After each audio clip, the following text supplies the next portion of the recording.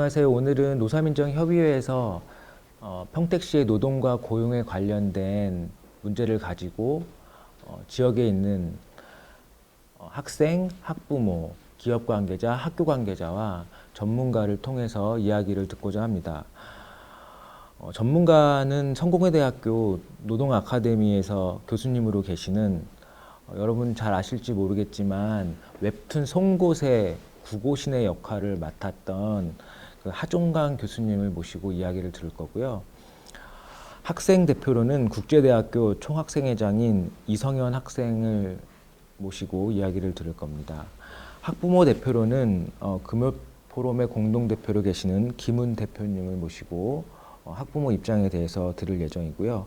학교 관계자로는 평택에 있는 한국복지대학교 취업팀장님인 간구선 팀장님을 모시고 이야기를 들을 예정입니다.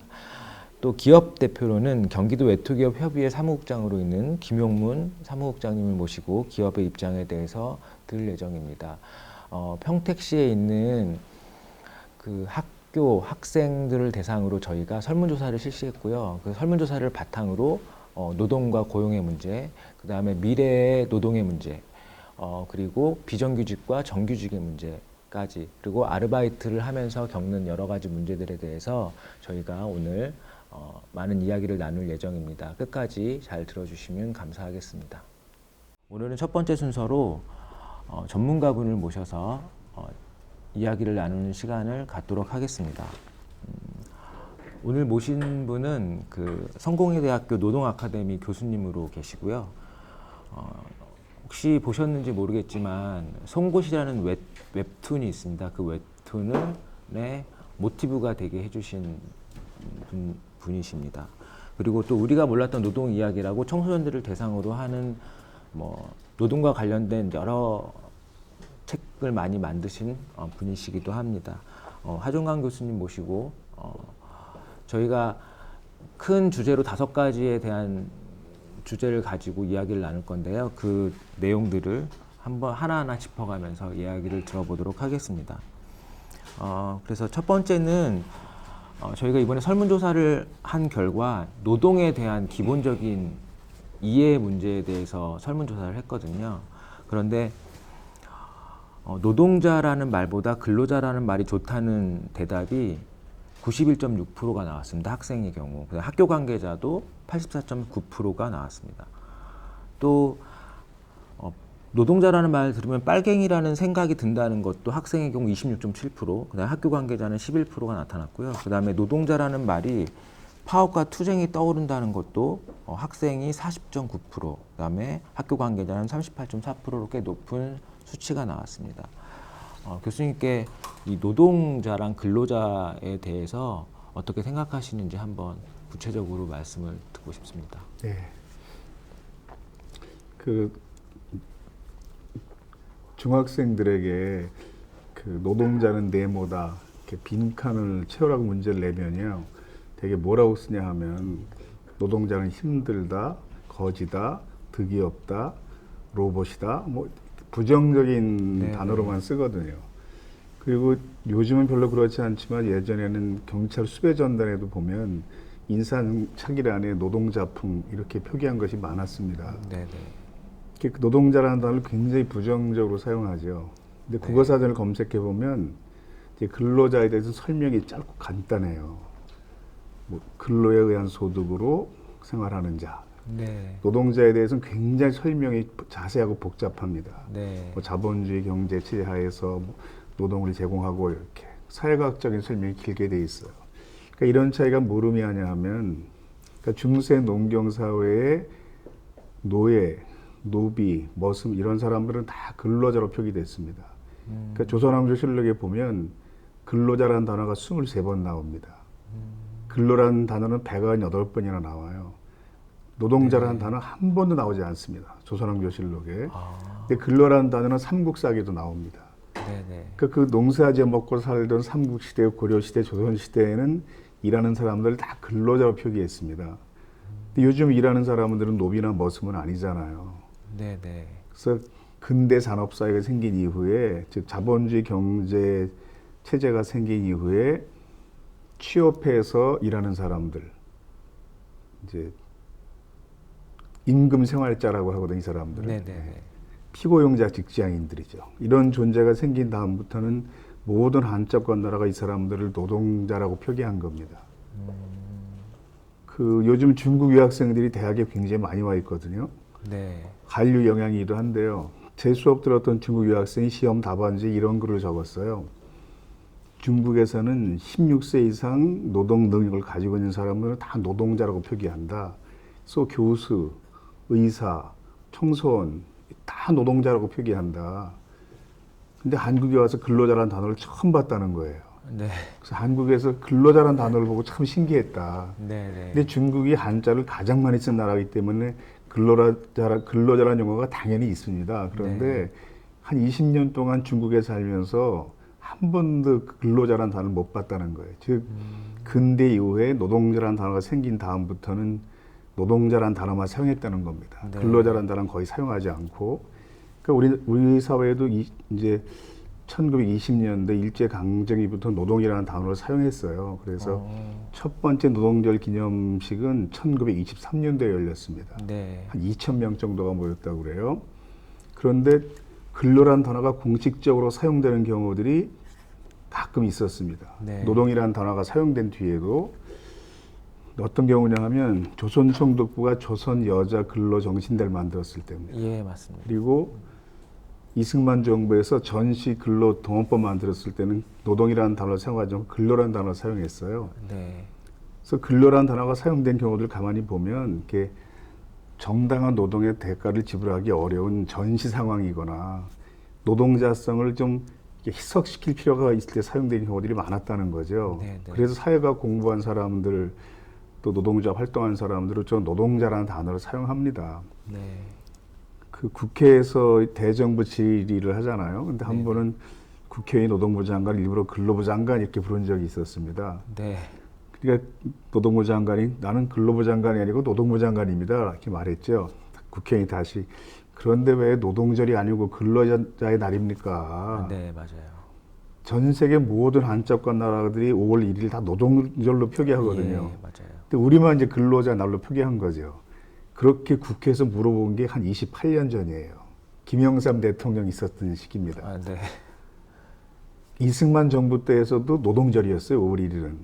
근데 63년 이제 군사 정부 때 이걸 근로자 날로 바꾼 거거든요. 네. 그 뒤에 어떤 정부도 다시 바꾸지 못한 거죠. 그래서 올해 노동절에도 전 총리 이낙연 의원까지 다 나서서 5월 1일은 노동절이 맞습니다. 법을 개정하겠습니다. 약속했지만 그걸 국회에서 통과되지 못했습니다. 그리고 지금이 21대 국회잖아요. 그래서 네. 20대 국회 때에는 우리나라 모든 법률의 근로라는 용어를 노동으로 바꾸는 법안이 발의되기도 했어요. 네. 그런데 회기가 끝날 때까지 법안이 상정되지 않아서 자동 폐기됐습니다. 지금 국회에서 만드는 것은 법률이라고 하고 시도, 군, 그 의회에서 만드는 것은 이제 조례라고 그러잖아요. 예. 그래서 학생들 무상급식은 조례에 의해서 시행되는 거잖아요. 지금 서울시, 경기도, 인천시, 창원시, 부산시 등에서는 모든 조례 근로라는 용어를 노동으로 바꾸려는 조례를 통과시켰습니다. 아, 그러니까 이런 변화를 좀 불순하게 보는 사람도 있어요. 네. 근데 이건 특별하고 대단한 게 아니고 다른 나라와 좀 비슷해지는 과정이에요. 그러니까 우리만 노동이라는 단어를 지나치게 혐오하다가 정상화되는 과정이지 이걸 불순한 변화로 보는 것은 올바른 역사식은 아닙니다. 네, 맞습니다. 근데 전 세계에서 우리나라에만 이런 노동이라는 단어에 대한 부정적 시각이 있거든요. 예를 들어서 노동자를 영어로 하면 워커잖아요. 예. 후진국이든 선진국이든 영어를 쓰는 나라에서는 상당히 직책이 높은 사람도 자기를 워커라고 생각하거든요. 예. 근데 우리는 노동자 그러면 힘들고 못 배우고 고생하고 저임금 받고 뭐 이런 사람을 노동자라고 생각하고 화이트 칼라 깔끔한 옷 입고 일하는 사람들은 근로자로 표기하는 걸 잘못 오해하고 있는데 네. 사실은 모든 피고용자 직장인들은 노동자가 정확한 용어입니다. 네. 그 왜 한국에만 노동이라는 단어에 대한 부정적인 시각이 있을까? 중요한 이유 중에 하나는 지금 전 세계에서 분단이라는 특별한 정치 상황이 70년 동안이나 지속된 나라는 우리나라밖에 없거든요. 네네. 근데 이북에 있는 집권 정당 명칭이 노동당이고 발행하는 맞아요. 신문도 노동신문이잖아요. 네, 네. 그러니까 우리 사회에는 일단 노동이라는 단어에 대한 극도의 이렇게 트라우마 같은 게 형성돼 있는 거죠. 그래서 두렵기도 하고 뭔가 좀 그래서 그 노동자 이런 단어가 익숙해지는 게 굉장히 쉽지 않은데 사회과학적으로는 노동자가 정확한 용어입니다. 그래서 다른 한자를 쓰는 나라들은 다 노동기준법이에요. 근데 우리는 네, 근로기준법으로 이제 도입을 한 거고 다른 나라들은 다 노동재해예요. 근데 네, 우리만 산업재해로 표기를 한 거고요. 다른 나라들은 다 노동안전보건법이에요. 근데 우리만 산업안전보건법이 된 거죠. 다른 나라들은 노동재보험이에요. 근데 우리만 산재보험이 된 거예요. 그러니까 노동이라는 단어를 적극적으로 회피하는 이런 특이한 현상이 한국에 있다. 이렇게 생각하면 좋겠습니다. 실제로 그렇다 하더라도, 그러니까 우리 여기 조사에서 나온 것처럼 일반 학생들이나 어른들도 이 노동이란 말 자체를 이렇게 기피하는 거나 싫어하거나, 예. 그러니까 우리는 노동이란 말 자체가 정당한 말이고 이 말을 쓰는 게 맞다고 뭐 과학적으로나 법률적으로 주장할 수 있지만 사람의 인식 속에는 그것이 그렇지 않게 조사가 나오잖아요. 네. 이런 걸 좀 바꾸기 위해서는 어떤 일을 하면 좋을까요? 일단 교육이 필요하고요. 네네. 지금 노동조합이라고 다 부르지 근로조합이라고 부르지는 않잖아요. 네, 맞습니다. 그 정부에도 부처 명칭을 보면요. 고용노동부예요. 네네. 고용근로부라고 표기하지 않거든요. 네네. 정부 산하기관도 다 보면 노동이라는 단어 사용합니다. 중앙노동위원회잖아요. 네, 맞아요. 노동연구원이잖아요. 네, 맞아요. 경기도에서 전국 최초로 노동자가 들어가는 과를 신설했잖아요. 네. 근로라고 명칭하지 않거든요. 그래서 정부도 품격 있는 곳에는 노동이라는 단어를 사용합니다. 네. 그래서 노동이라는 단어를 우리가 기피할 필요가 전혀 없다. 이렇게 인식할 필요가 있습니다. 그러면 결국 교육을 통해서만 좀 이게 바꿀 수 있다는 얘기신 거죠? 이제 학생들이니까 이제 교육이 가장 중요하다 이렇게 생각이 되는 거고요. 언론에서 일하는 사람들은 언론인들도 그걸 이제 노동이라는 단어를 이제 의도적으로 많이 사용할 필요가 있습니다. 요즘 그래서 뉴스 시간에 보면 아나운서나 기자들의 절반 이상은 노동절로 보도합니다. 근로자냐라고 이야기하는 언론인도 있지만, 근데 언론인들도 사실 학교에서 노동 문제 별로 배우지 못한 사람들이거든요. 그래서 자기가 있는 곳에서 이제 학부모님은 학부모님으로서, 교사는 교사로서, 학생은 학생으로서, 뭐 사회인은 사회인으로서, 활동가들은 활동가로서 자기가 처한 곳에서 정확한 노동자에 대한 인식을 이제 스스로 인식하고 사람들에게 전달하고 이런 노력들을 각자 하는 것이 중요하다고 봅니다. 그 저희가 조사한 결과를 보면은 노동이란 말 자체에 대해서 부정적이긴 한데 노동조합에 가입하고 싶은 것은 또 높게 나왔어요. 왜냐하면 노동조합에 가입하고 싶다는 건 학생 63%, 또 학교 관계자는 74%나 나왔고요. 그 다음에 너는 나중에 미래의 노동자가 될 거냐라고 하는 질문에도 뭐 72%, 86% 정도의 굉장히 높은 숫자가 나왔거든요. 노동이란 말 자체는 싫어하지만 자기가 노동자가 될 거고 나도 회사에 노동조합이 있으면 가입하고 싶어 하는 빈도수는 상당히 높은데 이런 약간 역전현상이라고 해야 되나요? 말과 어떤 자기가 하고 싶은 거하고 좀 다른. 그건 이제 노동조합에 가입하고 싶은가 이렇게 물어보면 노동조합에 가입해서 보호받고 싶어 하죠. 네네. 그런데 질문을 가입할 겁니까? 이렇게 물어보면 또 다른. 예, 거기는 굉장히 다른 답이 나올 겁니다. 왜냐하면 가입하고 싶지만 가입하면 혹시 불이익을 받지 않을까? 직장 상사에게 미움 사지 않을까? 노동조합, 그러니까 우리 사회에서 노동조합에 가입했다든가 노동자 간부로 뽑혔다든가 이런 얘기할 때 그걸 축하해 주는 사람은 없어요. 네, 뭐하러 그런 걸 했냐고 다 이렇게 얘기하지. 네. 그러니까 노동자에 필요한 것도 알고 노동조합에 가입하면 보호받는 것도 아는데 워낙 노동조합에 대해서 부정적인 시각도 실제로 다른 나라보다 노동자 활동을 많이 그동안 억압해 왔으니까 가입하고 싶다와 가입할 것이다 이건 좀 다른 문제입니다. 우리 사회에서는. 그러니까 가입하고 싶다고 답하는 사람은 굉장히 많지만 실제 가입할 것이다 이렇게 답하는 사람은 상당히 적을 거예요. 기업 입장에서는 저도 이제 노동조합에서도 일해보기도 했고 저희가 이제 노사민정 협의회에서 앞에 노자가 나와요. 네. 그래서 이제 이게 이런 걸 볼 때 기업은 약간 경직한다거나 좀 부정적으로 바라보는 시각들이 있어요. 네. 그러니까 조합 자체가 사실 기업에 이득이 된다는 생각보다는 이제 기업을 운영하는데 불편함으로 작용한다고 생각하는 경우가 훨씬 많거든요. 특히 이제 한국적 노동조합은 이제 기업별 노동조합이잖아요. 그러다 보니까 더 기업에서는 뭐 조합을 안 만들려고 하는 작업들을 너무나 많이 하고 있거든요. 그래서 이런 노동이란 말이 앞에 들어가는 거 문제도 기업에서 되게 이렇게 반감을 가지는데 기업에서 봤을 때 노동조합을 어떻게 봐야 되는지도 좀 잠깐 설명해 주시면 좋을 것 같아요. 그건 우리 사회가 그냥 노동조합이 없이 기업을 운영해온 기간이 너무 길었기 때문입니다. 또는 노동조합이 있어도 거의 활동하지 않는 노동조합들이 너무 많았던 기간이 길었기 때문에 지금 노동조합들이 좀 서서히 좀 생기고 활동을 시작할 때 이게 좀 불편하게 느껴지는 거예요. 이게 정상적인 상황인데. 그러니까 노동조합은 그냥 경영상의 파트너로 존중하면 됩니다.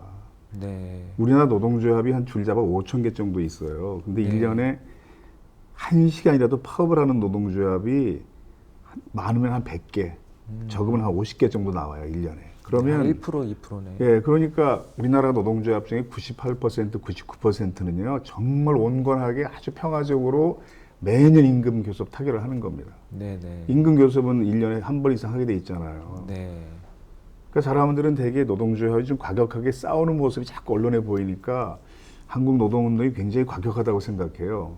실제로 5천 개쯤 되는 노동조합 중에 98% 정도는 1년 동안 어떤 액션도 취하지 않는 아주 온건한 노동조합이거든요. 근데 네.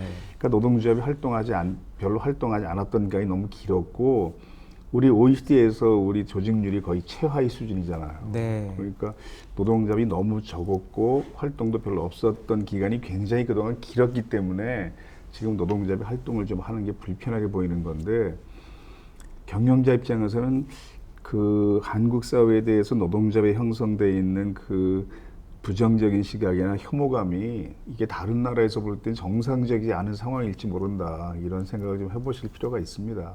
사실 언론에 비춰진 노동조합 때문에 일반 사람들이 느끼는 노동조합에 대한 부정적인 이미지가 더 강화되는 건 맞지 않을까요? 그러니까 언론에는 그 극렬하게 투쟁적인 노동조합의 모습만 계속 언론에 네네. 보도되거든요. 근데 그렇게 활동하는 노동조합이 사실 우리나라에서 한 0.1%도 안 될 거예요. 좀 만나보면. 그 노동조합 얘기가 나와서, 그러니까 사실 오늘 제가 미리 말씀드린 질문하고 좀 벗어날 수도 있는데 네.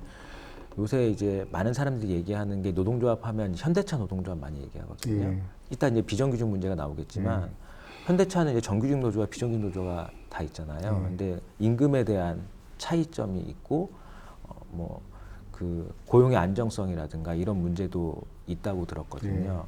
그랬을 때 한국 사회에서 계속 현대자동차 노조를 보고 규정 노조라는 얘기도 많이 하고 이런 문제를 볼 때, 그러니까 또 한국의 한 10% 정도는 노동조합을 가지고 있는 회사를 다니지만 나머지 90%의 그러니까 노동자들은 그 노동조합이 없는 회사를 다니잖아요. 그랬을 경우에 이제 외국처럼, 그러니까 북유럽이나 이런 외국의 사례처럼 그러니까 노동조합에 가입되지 않은 사람들도 노동조합에 가입된 사람만큼의 어떠한 혜택을 누릴 수 있는 방법들을 찾는 노력들을 조합에서 좀 같이 해주면 좋을 것 같은데, 그러니까 이런 규정 노조라고 불리지 않고 좀 그 노동조합이 없는 노동자들도 챙겨줄 수 있는 그런 조합 문화 같은 것들이 좀 우리나라에서 좀 많이 생겨나면 어떨까 하는 생각이 들거든요. 물론 이제 그 노동조합들이 이제 대기업 정규직 노동조합들이 자신들의 이익만 챙길 것이 아니라 보다 열악한 중소영세 하청업체 또는 비정 노동자의 권리를 위한 투쟁도 같이 해야 한다 이런 주장을 많이 하잖아요. 근데 이게 실제 쉽진 않아요. 그래서 사람들이 뭐 성인군자가 아니기 때문에 네네. 일단 자기 이익 챙기기도 굉장히 바쁘지 자기보다 어려운 사람의 처지를 같이 생각하고 그 투쟁을 같이 한다는 게 쉽지는 않은데 그나마 그래도 그걸 하는 것이 민주노총 소속돼 있는 대사업장들입니다. 그리고 그걸 가장 많이 하는 곳이 제가 만나보면 현대차 노동조합이에요. 아, 그래요? 왜냐하면 현대차 노동조합은 정규직 노동조합 간부들 중에 비정규직 투쟁을 하다가 해고된 사람들이 있습니다. 이런 사업장은 없거든요. 그러니까 현대차에 있는 비정규직을 위한 투쟁을 하다가 정규직 노동자 간부가 해고되는. 그런데 가장 많이 비난받는 이유는 열심히 활동하는 노동자에 비해서 그렇습니다. 대개 정규직 노동자들의 기득권을 비난할 때에는 이 정규직 노동조합의 역량을 약화시키기 위한 시도로 하는 게 더 많지, 실제 차별이 심각한 비정규직을 위해서 정규직 노동자의 기득권을 강조하는 언론 보도는 사실 별로 없거든요. 네네. 근데 현대차는 활동을 굉장히 많이 하니까 활동할 때마다 이렇게 임금 많이 받는 사람들이 더 달라고 하면 되겠냐, 이런 짝을 받는 겁니다. 근데 실제 귀족 노동자들은, 귀족 노조는 내가 회사 이름을 말할 수 없어서 그런데 네. 그 석유 만드는 회사들이 있어요. 거기 네네네. 노동자들은 현대차보다 훨씬 임금이 높습니다. 그리고 제조업체 생산직 노동자들은 거의 다 골프 치고, 노동자 간부들이 골프채 항상 차에 싣고 다니도 전혀 그게 흉이 아니고, 그리고 통신회사들, 휴대폰 통신회사들 있잖아요. 네네네. 그런 회사들 노동조합은 정말 현대차보다 훨씬 더 임금 많이 받습니다. 근데 거긴 귀족 노동자라고 비난받은 적이 없어요. 거의 싸우지 않기 때문에 욕먹을 일이 없는 거죠. 그래서 우리가 대기업 정규직 노동자들이 비정규 투쟁을 같이 해줘야 하는 건 상당히 옳은데, 지금보다 더 잘해야지요. 근데 대개 그 비난받는 노동자들이 그나마 그런 투쟁을 하고 있다. 비정규 유한 활동을 많이 하고 있는 노동자들이다, 이렇게 알 필요가 있고요. 그 미국 오바마 대통령이었을 때 한 연설 중에 보면 그런 내용이 있어요. 누군가 당신을 도와주기를 바라십니까? 그럼 노동조합에 가입하십시오. 네네. 내가 만약 노동자라면 맞아요. 네, 교수님 노동조합에 책에도 가입할 읽었던 것 겁니다. 같아요. 예. 그리고 내가 여러 나라를 다녀보니까 노동자 활동이 활발한 나라와 억압한 나라들은 이런 차이들이 있더라, 뭐 이런 연설한 적이 있거든요. 근데 그 뒤에 뭐라고 그랬냐 하면, 브래디에게 노조가 필요했다면 여러분도 필요한 겁니다, 이렇게 말한 게 있어요. 근데 브래디가 누구냐 하면 그 프로 미식축구 쿼터백 선수인데 1년 소득이 우리나라 돈은 한 500억 원쯤 버는 사람이에요. 근데 네. 노동조합원이거든요. 그 미국 스포츠 프로 선수들 다 노조에 가입해 있으니까 1년에 500억 버는 사람이 자기를 노동자로 생각하고 노동자 도움을 받고 있다. 그 사람이 노동자면 당신도 노동자인 겁니다. 연봉 좀 많다고 노동자 필요 없는 귀족 노동자는 이건 올바른 시각이 아닙니다, 이런 뜻이에요. 이게 철저한 자본주의 시장경제 사회인 미국에서 노동자를 바라보는 시각이에요. 네. 우리 사회에서 안정적인 월급 생활자라고 해서 그 노동자 활동이 정당하지 않거나 그 사람들의 노동자 활동이 사회에 해롭거나 이런 건 결코 아닙니다. 네, 그리고 맞습니다.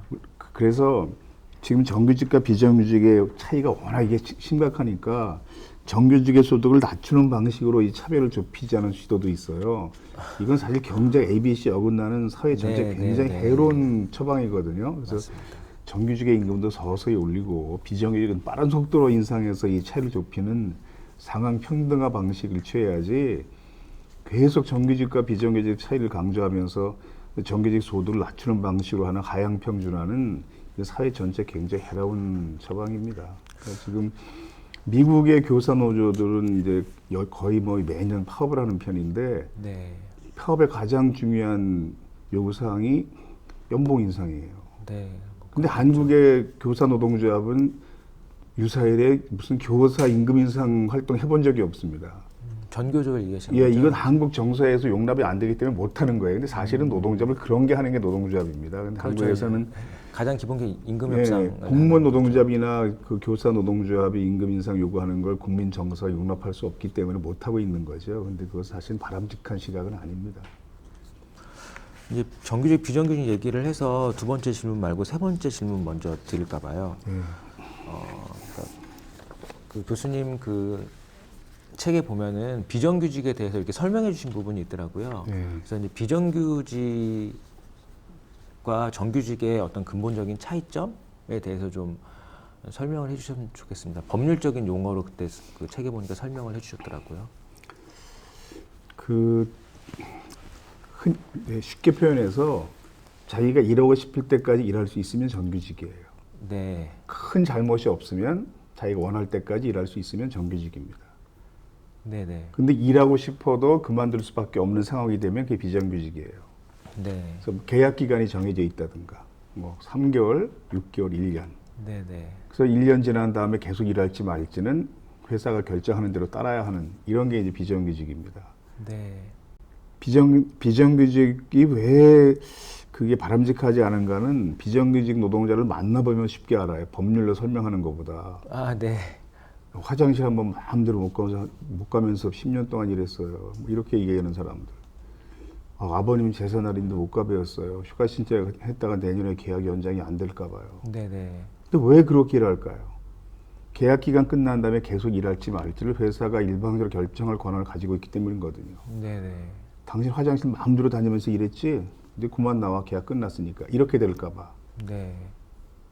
당신 집안에 일 있다고 휴가 많이 썼잖아. 이제 계약 연장하지 않겠습니다. 이렇게 될까 봐. 예를 들어서 이제 학교를 졸업하고 뭐 큰 기업체 인턴으로 들어갔다고 쳐요. 그 인턴을 뭐 수십 명 뽑았는데 그 인사부장님이 오셔서 여러분 중에 10%를 인턴 계약 기간 끝난 다음에 정규직으로 발령을 내겠습니다. 네. 이렇게 말했다고 쳐봐요. 그러면 인턴 계약 기간 그 몇 개월 동안 그 인턴의 삶이 어떻겠어요? 그러게 정규직 들어가기 네, 그 위해서. 10% 드리기 위해서. 네네. 이게 계속 반복되는 게 비정규직이에요. 사실 굉장히 한국이 비인간적인 삶입니다. 비정규직이 이제 시작된 게 이제 IMF 이후 이전에는 그렇게 비정규직이 많지 않았다가 그때부터 원래 많아졌다고 비정규직이 예전엔 들었거든요. 불법이었어요. 왜냐하면 근로기준법에 보면 균등처우 조항이라는 게 있어요. 이걸 차별적 처우 금지 조항이라고도 부르는데요. 한 회사에서 근무하는 사람들을 다른 노동 조건을 적용할 수 없다. 네. 이 원칙입니다. 그러니까 한 회사에서 정규직도 있고 비정규직도 있고 상여금도 다르고 임금도 다르고 복지 혜택도 다르고 이건 이 법 위반이거든요. 네. 균등처우에 위반되는 거니까 예전엔 그래서 비정규직 고용이 불법이었습니다. 그런데 외환위기 이후에 너무 기업이 어렵다 하니까 이 불법적인 비정규직 고용을 합법화시켜 준 거고요. 간접 고용도 이제 파견법 만들면서 예. 합법화시켜 준 겁니다. 예전에는 직접 고용하지 않고 다른 회사를 통해서 사람을 공급받는 게 딱 세 업종만 가능했어요. 법이 따로 있어서. 용역회사로 받는 예, 용역회사를 통해서 취업할 수 있는 사람은 청소, 네. 경비, 시설관리. 요 세 업종 외에는 불가능했어요. 이건 따로 법이 있었기 때문에 가능했던 거고요. 그랬는데 외환위기 이후에는 이제 여러 업종으로 이걸 열어준 거죠. 그래서 간접 고용 비정규직이 굉장히 많아진 겁니다. 네네. 제가 대학 다닐 때 이제 대학을 제가 굉장히 오래 다녔습니다. 네. 대학생들은 방학을 종강이라고 그러거든요. 네. 근데 제 이름이 종강이니까 뭐 대학 가서 공부할 운명이 아니죠. 그래서 대학을 엄청 오랫동안 다녔는데 그냥 여자친구가 나이가 점점 많아지니까 하루는 네. 저한테 그러더라고요. 30살 되기 전에 우리 결혼했으면 좋겠다. 그래서 네. 29살에 했어요. 그때. 아, 예.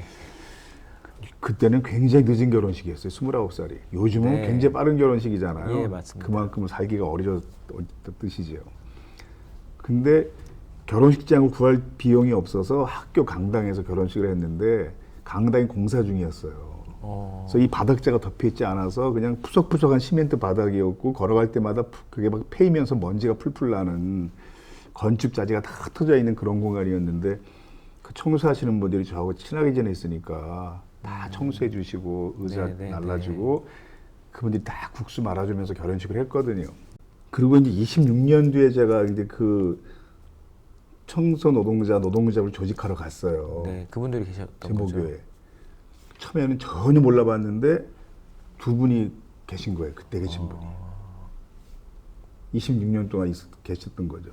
이게 무슨 얘기냐 하면 비정규직이 직접 고용 비정규직일 때 대학이나 기업이 비정규직이어도 직접 고용한 비정규직일 때는 그래도 낫다는 한 직장에서 20몇 년 일할 수 있었다는 거죠. 이게 외환위기 이후에 거의 불가능해진 겁니다. 이걸 이제 아웃소싱이라고 그러잖아요. 네. 전부 외주 위탁이 돼서 지금은 대학이나 기업이 그런 비정규직을 직접 고용하지 않고 중간에 용역회사를 두고 용역회사와 그 대학이나 기업과의 계약이 끝날 때마다 고용승계 투쟁하면서 농성천막을 쳐야 돼. 1년에 한 번씩. 네, 맞아요. 이건 사회가 발전하는 방향이 아니거든요. 그래서 외환위기 때 기업이 너무 어렵다 이러니까 노동비용을 좀 절약할 수 있는 비정규직을 많이 허용해줘서 많아진 건데 이제 우리 경제가 많이 회복됐으니까 다시 원상 회복해야죠. 근데 이게 잘 안 되고 있는 겁니다. 왜냐하면 그러면 기업 경영자 입장에서는 비정규직의 유리한 점을 미리 알아버렸잖아요.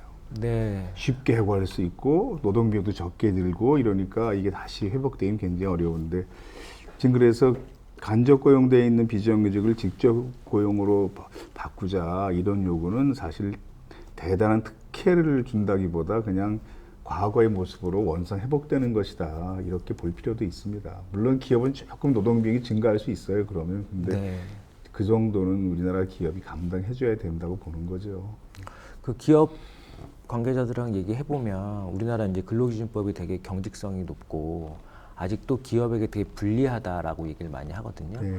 그리고 이제 아까 말씀드린 것처럼 그러니까 정규직으로 고용하면 이 사람이 나이가 먹어서 정년이 될 때까지 그 충분히 본인의 능력을 다 사용하지 못하는 나이가 돼도 더 고임금과 이런 걸 줘야 되는 상황이 발생한다. 그래서 향후의 기업들은 비정규직을 계속 선호할 거고 자기가 필요한 순간에 고용을 하는 방식으로 하는 게 더 기업의 이득과 이런 거에 유리하다고 얘기하거든요. 예. 그런 문제는 어떻게 보세요?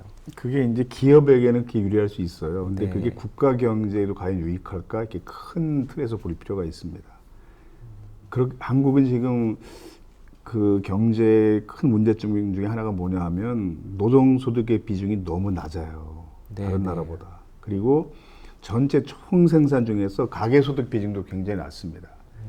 그 한국은행이 빅데이터 분석한 걸 보니까요. 우리나라 총소득에서 가계소득 비중이 줄어드는 속도가 다른 나라보다 2배 빨라요, 지금.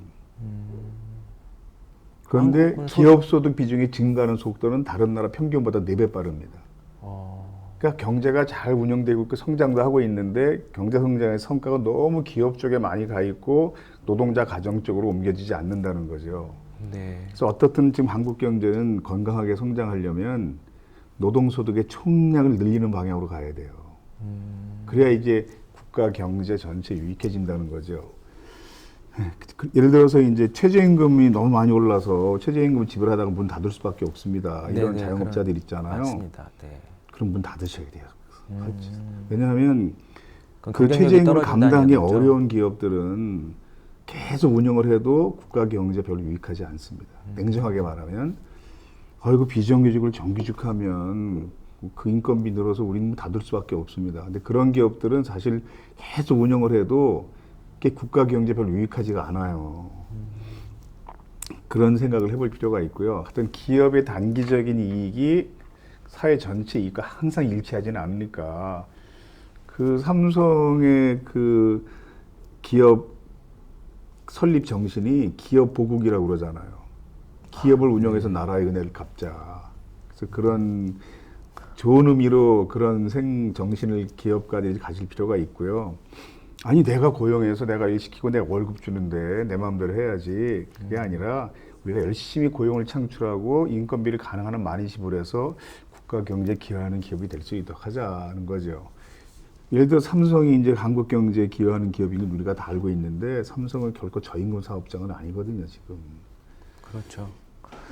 네, 그렇습니다. 그 정규직과 비정규직 이제 그 뭐 설문조사 내용들을 보면 이제 저희가 이제 물어봤던 게 뭐냐면 정규직을 선호하는 이유가 결국 이제 임금의 어떤 높은 임금, 그다음에 안정적인 일자리 이런 부분에 있어서 선호를 하거든요. 네. 비정규직은 정규직보다 임금 수준이 뭐 한 50에서 60%, 그다음에 기간도 정해져 있어서 계속해서 일할 수 없는 일자리. 이런 점 때문에 그리고 아이들이 좋은 대학을 가고 싶어하는 이유도 뭐 정규직이나 공공이나 이런 쪽에 근로를 하고 싶어서 좋은 대학을 가려고 하는 경향도 되게 높게 나타났거든요. 그래서 정규직과 비정규직의 가장 큰 문제는 이제 임금 수준과 고용의 안정성의 문제라고 그렇죠. 생각하거든요. 두 가지가 제일 크죠. 그런데 이제 저번에 이제 여기 뭐 학교나 학생들하고 인터뷰를 해봤을 때 고용의 불안정성은 뭐 내가 비정규직이면 그래도 감당할 수 있는데 임금이 너무 많이 차이 나는 거는 좀 힘들다. 예. 내가 똑같은 시간을 일했으면 똑같은 임금을 받고 싶다. 이런 얘기를 많이 했거든요.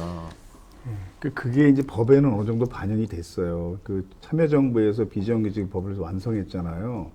근데 그때 그 이 법이 만들어지면 비정규직이 더 많이 늘어날 수밖에 없다. 이런 지적들을 하니까 그때 참여정부 측 그 국회의원들이 어떤 얘기를 했냐면 비정규직이 많아지는 것은 세계적인 추세라 어쩔 수 없는데 차별은 없도록 해주겠다. 그래서 비정규직가 이로 차별을 받으면 이건 우리가 시정하도록 하겠다. 그래서 차별 시정 제도가 생겼어요 그때. 그래서 한 회사에서 완벽히 똑같은 업무를 하고 있을 때 흔히 말하는 대로 똑같은 자동차의 왼쪽은 정규직 조립하고 오른쪽은 비정규직 조립하고 이런 식으로 업무의 내용이 똑같을 때에는 비정규직 이유로 차별을 받으면 이건 본인이 이제 노동위원회에 그 차별 제소할 시정을 수 요구해서 이제 바로잡을 수 있죠. 네네. 근데 문제는 뭐냐면 실제 그걸 요구할 만한 용기가 있는 비정규직이 많지 않다는 거예요. 그래서 그 제도가 처음 생기고 나서 첫 번째로 차별 시정 신청한 노동자라고 언론에 보도됐던 사람이 있었거든요. 네네. 결국 계약 기간 끝나고 해고됐습니다. 그 사람. 그게 이제 우리가 우려했던 점이거든요. 그래서 그걸 법을 보완해서 노동조합이 그 신청을 할 수 있도록 하도록 개정하면 본인은 좀 부담을 벗을 수 있죠. 그래서 지금 보면 법적으로는 정규직과 비정규직 업무가 완벽히 똑같을 때는 차별하지 못하도록 되어 있습니다. 법적으로는. 네네. 근데 그걸 실제 실현하기가 지금 쉽지 않은 거죠. 그리고 지금 보면 이제 파견법이나 기간제법에 파견 노동자나 기간제 노동자를 2년 이상 고용하지 못하도록 돼 있잖아요. 네네. 그래서 이건 2년이 지나면 정규직화해야 한다. 되게 이런 뜻으로 보통 네네네. 우리가 알고 있습니다. 근데 기업이 이 법을 회피하기 위해서 굉장히 손쉬운 방법을 사용하잖아요. 2년 될 때마다 사람을 해고하는 거죠. 네. 그러면 그 직책은 10년이 가도 계속 비정규직으로 일할 수밖에 없는 거잖아요. 네.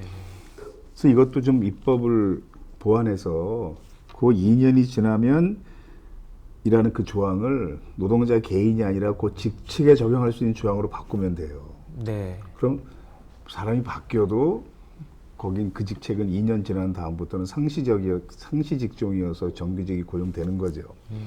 그 다음에 그 자꾸 이제 비정규직의 그 첫 노동 조건 개선을 정규직 노동자들에게 같이 그 비정규직 노동자의 노동 조건을 개선하는 활동을 같이 해라 이런 요구도 많이 하지만 확실한 방법은 제도적으로 이걸 보완하는 겁니다. 네.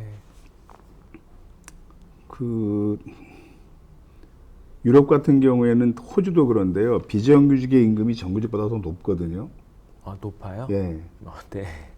좀 비슷한 그건 이제 두 가지가 수준이라고. 있는데 실제로 호주와 유럽은 그렇습니다. 네네. 첫 번째는 노동자들이 그걸 선호해요.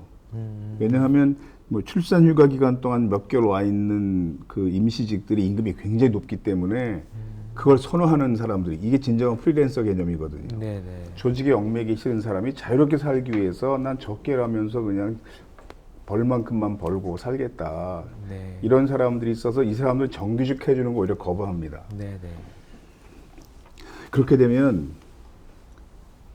기업은 상시적 일자리에는 요구하지 않아도 저절로 정규직을 고용하게 되거든요.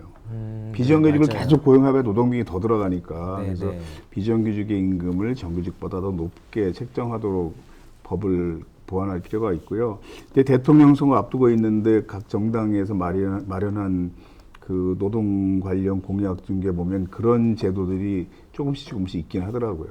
그래서 제도적으로 비정규직 노동자의 권리를 보호할 수 있도록 하는 게 굉장히 좋습니다. 그리고 가장 선진적인 예는 스웨덴인데요. 네.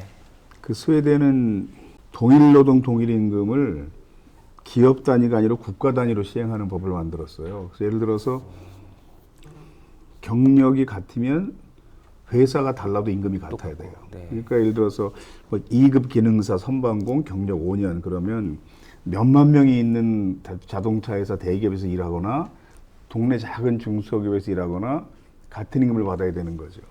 그리고 경력 3년차 간호사다 그러면 몇천 명의 간호사가 있는 대학병원에서 근무하거나 동네 작은 의원에 있거나 임금이 같아야 되는 게 이게 그런 스웨덴 기준들이 방식이거든요. 다 만들어져 있는 건가요? 예, 그걸 노사정협의체가 그걸 만들었어요. 스웨덴에서는. 그럼 노동자들은 그 제도가 도입될 때 뭘 양보했을까? 가장 높은 임금을 동결했어요. 그러니까 노동자들이 뭔가 양보할 때는 이 정도 제도를 사실 전제로 하는 겁니다. 어느 상황에서 다 노동자들의 권리가 축소되거나 양보되는 게 사회 전체 발전과 일치하는 방향이 되기는 어렵거든요. 그러니까 노동자들이 자신들의 권리를 이제 양보하거나 동결하거나 이럴 때에는 사실 이 정도의 제도가 만들어지는 것을 전제로 할 때 가능하다고 봐야 되는데, 그 스웨덴의 이 제도가 이제 전 세계에 알려진 계기가 있었어요. 2차 오일 쇼크 이후에 모든 선진국들이 독일, 프랑스, 일본, 영국 다 경제 성장률이 한동안 0%였습니다. 네네. 근데 스웨덴이 혼자 계속 4%, 5%를 기록하고 있었던 게 그 기간 동안에. 그러니까 전 세계 학자들이 연구를 한 거죠. 도대체 이게 스웨덴 비결이 뭐냐. 진보적인 학자든 보수적인 학자든 한국의 재벌 기업에서 운영하는 연구소에서도 거의 같은 결론을 내렸더라고요. 스웨덴의 동일 노동 동일 임금 제도가 경제 성장의 동력이 됐다는 그러니까 전 겁니다. 국민에 대한 거죠. 네. 이거는. 그 사실 우리나라도 그런 직종이 있어요. 교사, 공무원, 군인이 그렇습니다. 네. 그러니까 선생님들도 뭐 강남 8학군 큰 학교 있거나 시골 작은 분교에 있거나 같은 임금 체계에 적용되잖아요. 네네네. 군인도 뭐 육군본부에 있는 군인이나 철책을 지키는 군인이 계급과 호봉이 같으면 같은 임금을 받습니다. 네. 공무원도 정부종합청사에 있거나 읍사무소에 있거나 같은 임금 체계가 적용되잖아요. 네네. 스웨덴은 전 없죠. 모든 직종에 적용되는 이런 제도를 만든 거죠. 그랬는데 그 제도가 도입되면 어떤 현상이 생기냐 하면 그 임금을 지불할 능력이 없는 기업들이 계속 문을 닫는 거예요. 네, 그러겠죠. 그럼 어떤 기업만 남겠어요? 높은 임금을 지불하면서 부가가치 경쟁력을 갖추고 있는 기업만 계속 살아남는 겁니다. 즉 다른 경쟁력은 없으니까 노동자 임금을 적게 주는 방식으로 이윤을 남기는 기업들은 점점 없어지는 거죠. 그래서 이게 스웨덴 경제 성장이 동력이 됐다는 건데, 물론 스웨덴과 우리의 큰 차이가 있습니다. 스웨덴은 사회 안전망이 굉장히 잘 돼 있어서 경쟁력이 없어서 문 닫는 회사에서 실직하는 사람들에 대한 사회보장 제도가 잘 돼 있고, 우리는 이게 좀 많이 취약한 거죠. 그래서 우리는 이 두 가지 방향을 다 노력해야 돼요. 저임금을 점점 없애면서 사회 안전망 복지 제도를 강화시키는. 근데 이게 상호 배타적이어서 이쪽을 하면 이쪽을 못한다, 이건 아닙니다. 그냥 이 두 가지를 다 추진해야 돼요. 할 수 있습니다. 그러면 이제 세금을 좀 더 많이 내야 돼요. 그러니까 노동자들도 지금보다 좀 더 많이 내고 부유한 사람들은 훨씬 더 많이 내고 이렇게 해서 저임금을 점점 없애면서 사회 안전망을 강화시키는, 이게 우리 사회가 발전하는 큰 방향이라고 봅니다. 그 한국 이제 OECD 통계나 제가 이제 찾아본 통계청 자료 같은 걸 보면 비정규직 비율이 뭐 한 30% 정도 나오거든요. 그건 이제 비정규직을 어떻게 규정하냐에 따라서 각각 네, 다른데요. 네, 다릅니다. 제가 뭘 하나 인용해 볼게요. 이건 제가 읽어보겠습니다. 네. 신규 고용의 70%가 비정규직 노동자이다. 이 같은 노동시장의 이중적 구조가 한국 경제 저요소가 됐고 향후 발전도 제약하게 될 것이다. 그러니까 10명이 취업하면 그중 7명이 비정규직인데, 이게 그 비정규직 당사자한테만 해로운 게 아니라 한국 경제에 굉장히 나쁜 영향을 끼친다는 거죠. 네. 이게 2004년에 국제통화기금 IMF가 쓴 한국경제 주요 현안 보고서에 나오는 내용입니다. 그러니까 이미 10여 년쯤 전부터 국제금융 자본이 한국에 투자할 때 걱정을 해야 할 정도로 우리 비정규직 규모가 너무 많아진 거예요. 그리고 그 원로 경제학자 중에 이정우 교수님이라고 계세요. 네네. 이분은 이렇게 주장을 하시던데, 이것도 숫자들이 나오니까 제가 읽어볼게요. 비정규직이 한국만큼 많은 나라는 지구상에 없다. 한국의 비정규직은 노동자의 50%로서 세계 1위다. 유럽에서는 스페인이 30%를 넘는 것으로 악명이 높다. 다른 나라들은 비정규직 비율이 10 내지 20% 불과하다 하는 겁니다. 네. 그러면 이제 학자 중에서는 이렇게 비정규직이 우리 절반 정도 된다는 주장하는 사람도 있는데, 정부의 통계는 훨씬 그보다 적잖아요. 네, 훨씬 적죠. 그럼 이 차이가 왜 생기냐 하면 정부의 통계에서 빠지는 사람들이 있어요. 예를 들어 특수고용 비정규직입니다. 네네. 플랫폼 노동자들, 프리랜서들, 보험 설계사들, 노동계에서는 이 사람들은 비정규직 노동자라고 봐요. 근데 정부에서는 개인 사업자, 자영업자로 보는 거죠. 독립된 사업자로. 그래서 일단 이 사람들이 비정규직 통계에 빠집니다, 정부에서. 네. 그리고 참 이상하게 건설 현장 일용직이 빠져요, 정부 비정규직 통계에서. 우리가 흔히 노가다라고 부르는 네, 사람들이 네, 네. 대표적인 비정규직이잖아요. 아침에 그렇죠. 고용되고 저녁에 해고되는 형태니까. 예, 예. 근데 이게 비정규직이 아니라고 보는 이유는 건설 현장의 일용직 노동자들은 일제 강점기 산업화 초기부터 그 형태로 계약을 했기 때문에 정상적인 고용 계약으로 본다는 거예요. 그러면 정부의 이런 주장 속에 어떤 비밀이 숨어 있냐 하면 비정규직은 비정상적 고용 계약이라는 뜻입니다. 네. 그래서 기간제법 파견법에 2년 이상을 계속 비정규직 형태로 고용하면 안 된다. 이런 이제 조항을 둔 이유는 이게 바람직하지 않은 고용 계약이기 때문에 장기 지속되면 개인뿐 아니라 사회 전체에 유익하지 않다. 이걸 전제로 하는 겁니다. 네네. 그래서 비정규직은 사실 기업에서는 노동비용을 절약할 수 있는 효율적인 수단이긴 하지만 그 노동자의 삶의 질이라든가 사회 전체 발전을 위해서는 가능한 한 없어지는 게 좋은 직종이죠. 그러니까 비정규직을 지금 현재 상황에서 없앨 수는 없잖아요. 예. 없앨 수는 없기 때문에 뭐 아까 줄이거나 비정규직의 임금을 지금보다 많이 높여주거나 하는 게 좋을 것 같은데 사실 이번 정부가 그 최저임금 10,000원을 목표로 처음에 이제 시작할 때 내걸었었잖아요.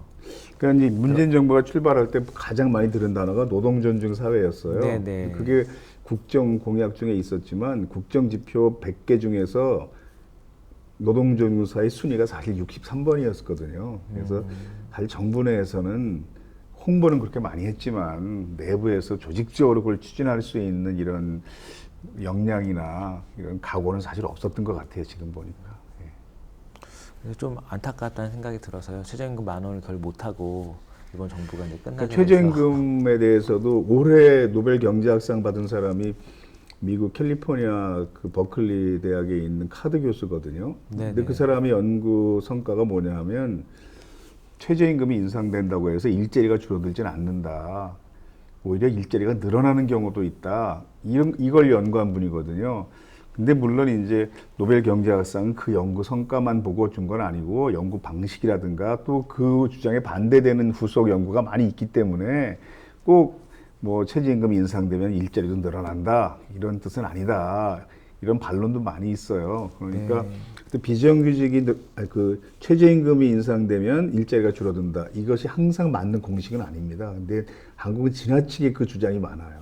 네. 사실 비정규직이 그 최저임금이 인상되면요. 최저임금을 받는 노동자들의 소득이 증가하기 때문에 PC방이나 편의점 중에서는 매출이 증가하는 것도 생기거든요. 네. 그럼 최저임금이 인상돼서 매출이 증가되는 기업이 많은지 아니면 최저임금이 부담이 돼서 없어지는 일자리가 많은지를 장기적으로 이걸 데이터 분석을 해봐야 될 거 아니에요. 근데 지금까지 나온 거의 대부분의 연구 결과는 별로 관계가 없다는 거예요. 그 최저임금이 인상되는 것과 일자리 개수는 별로 의미 있는 이런 상관관계가 없다는 겁니다. 그래서 꼭 그렇게 최저임금 인상되면 일자리가 줄어든다 이걸 공식처럼 생각할 필요는 없어요. 한국이 불평등에 대한 어떤 경제적 불평등 예. 이게 뭐 실질적이든 아니면 심리적이든지 간에 불평등이 되게 높은 나라라고 많이 얘기도 하고 있고 진위 개수도 되게 높은 나라잖아요. 예. 그런데 이런 걸 해결하기 위해서는 실제로 이제 세금을 많이 걷어서 나눠주거나 아니면 그냥 실질 임금을 높이거나 이런 방법의 두 가지가 있을 거라고 생각을 하는데 우리나라는 그러니까 한국은 최저임금도 이제 올라가다 이제 브레이크가 걸렸고 그다음에 세금도 걷어들이지 못하고 지금 보면 그 문재인 정부에서 너무 최저임금을 급격히 인상했다 이제 이렇게 생각하잖아요. 네네. 그 깜짝 놀랄 만한 최저임금 인상이 16.4%였어요. 2018년에. 18년도. 네. 그리고 그 다음해가 이제 10.9%였어요. 그러니까 두 번이 두 자릿수 많았죠. 이상을 2년이나 했다는 거 막 비난이 이제 많이 일어서 그 다음에 이제 2.87% 올랐고 그 다음 올해가 이제 1.5% 올랐고요. 예, 내년은 5.05%거든요. 평균이 지금 7.3%예요. 네, 5년 문재인 정부 5년 동안의 최저임금 인상률 평균이. 그런데 박근혜 정부 평균 최저임금 인상률이 7.4%였거든요. 그러니까 별 차이가 없는 그러니까 거잖아요. 더 낮아요. 문재인 정부 때 네. 최저임금이. 그래서 사실 문재인 정부가 최저임금을 너무 많이 올려서 한국 경제가 어려워졌다. 꼭 이렇게 볼 것은 아닙니다. 네. 그런데 그 미국의 대통령 당선된 사람이 바이든 대통령이잖아요. 근데 그 바이든 대통령이 얼마 전에 미국 최저임금 37% 인상 행정명령에 서명했거든요. 그리고 그 전 오바마 대통령은 40% 정확히 39%인데 39% 인상 행정명령에 서명을 했어요. 행정명령이 뭐냐 하면 의회에서 통과되기 전에 연방정부 사업에 적용한다는 뜻입니다. 그 임금을. 네. 근데 나중에 의회에서는 통과가 안 됐어요. 반대가 많아서. 그런데 흔히 이제 우리가 미국을 자본주의 종주국, 뭐 자유시장 천국 네, 네. 이렇게 얘기하는데 전형적인 자본주의 시장 경제 미국에서도 그 정도 하거든요. 뭐 최저임금을 그렇게 많이 인상시키는 시도들이 있으니까 사실 최저임금이 그 정도 인상된 게 경제가 어려워질 만큼 급격한 인상이다 이렇게 보기는 어렵습니다. 근데 제 질문은 그러니까 최저임금이 올라가거나 그러니까 세금을 많이 그러니까 부자들에게 세금을 많이 걷어서 재벌이나 많이 분배를 하거나 이게 이제 불평등을 좀 줄이는 방식이라고 알고 있는데 네. 한국은 그 두 가지를 다 실패하고 있는 거잖아요. 예. 그래서 좀 불평등을 줄이기 위해서는 어떤 걸 하면 좋을지 좀 그러니까 그러니까 저 같은 이제 저임금 근로자라든가 뭐 그러니까 이런 분들이 그 어쨌든 나는 상대적으로 불평등하다고 임금에 대해서 느끼고 살고 있거든요. 그런 문제를 어떻게 해결할 수 있을까 이런 질문을 한번 드립니다. 여러 가지 많이 해야 돼요. 그러니까 일단 임금 인상도 많이 해야 되고요. 노동제 많이 가입도 해야 되고요. 그 미국이 30년대 대공황을 겪었잖아요. 자본주의 경제 최대의 경제 위기였잖아요. 당시 루즈벨트 정부가 사용했던 표어 중에 이런 게 있었어요. 대통령은 당신이 노조에 가입하는 것을 원합니다. 이게 미국이 그 경제 위기를 벗어나기 위해서 사용했던 표거든요. 즉 노조에 노동자가 많이 가입하면 노동자 힘이 강해지고 노동자 임금이 많이 인상돼서 노동자 구매력이 증가하니까 소비가 창출돼서 포드 자동차도 많이 팔린다. 사실 그래서 미국이 마이카 시대가 된 거거든요. 성공한 정책입니다. 그건. 그러니까 지금 노동자들이 일정 정도의 구매력, 경제적인 능력을 가져야 경제가 운영된다는 게 증명된 상황이 코로나19 사태인데요. 소비가 멈추니까 사회 전체가 무너지기 시작했잖아요. 그래서 굉장히 큰 변화가 생겼습니다. 불과 몇 년 전만 해도 일하지 않고 돈을 버는 것은 굉장히 파렴치한 짓이었어요. 그걸 요구하면 거의 범죄행위였잖아요. 네. 근데 지금은 일하지 않아도 다 골고루 돈을 나눠주는 것이 사회 전체 유익하다. 이걸 누구나 인식하고 있고 이걸 몇 번 우리가 실천을 해봤습니다. 근데 그렇게 할 수밖에 없었던 것은 너무 소비가 없으니까 한국 기업이나 자영업자가 다 지금 이제 어려워져서 그렇게 소비를 창출한 거잖아요. 네. 근데 국민의 가장 많은 수가 노동자입니다. 네네.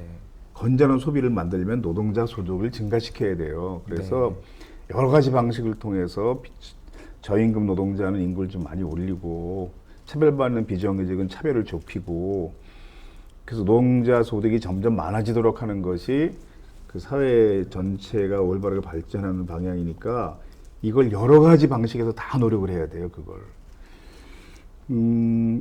사실 지금 보면요, 한국 경제가 이제 단군일의 가장 호황이었다. 이렇게 3조 호황 시대가 있었어요. 그래서 경제 성장이 막 엄청나게 있었던 7, 80년대가 있었는데 그때는 전체 경제 성장률, 가계소득 성장률, 기업소득 성장률이 거의 8%로 다 비슷했습니다.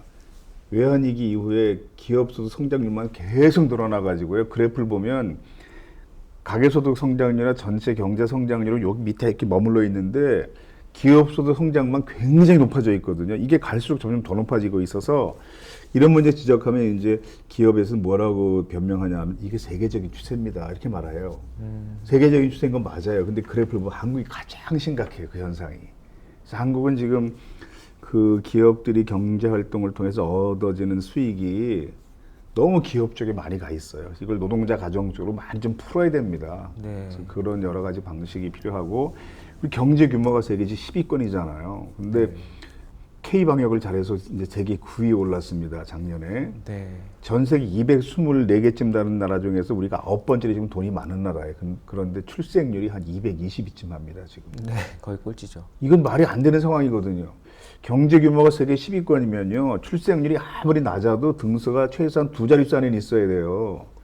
근데 아니 어떻게 경제 규모가 세계 10위권인 나라가 출생률이 220을 할까? 아기 낳기 겁나는 사회가 된 거거든요. 근데 이 중요한 이유는 양극 가정이 너무 심각하기 때문에. 네. 그래서 아이를 낳아서 건강하게 잘 키울 자신이 점점 없어지는 사회가 되는 겁니다. 서민들이.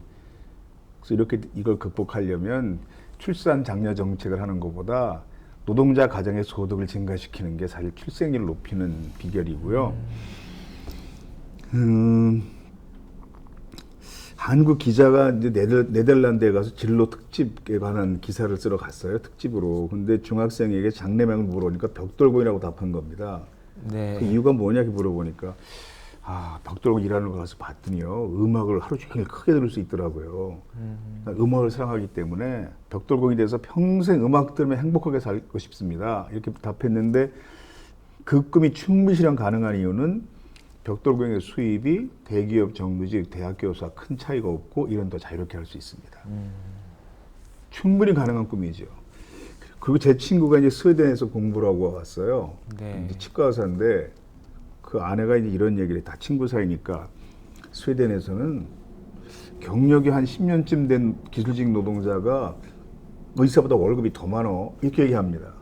스웨덴도 의사가 고임금이에요. 그런데 차이가 크지 않기 때문에 경력을 10년쯤 쌓은 기술직 노동자는 초임 의사보다 월급이 많다는 거죠. 그러니까 스웨덴에서는 굉장히 공부를 잘하는 학생들도 의과대학 가지 않고 뭐 배관공, 벽돌공, 목수 이런 직업 선택한다는 겁니다. 네네.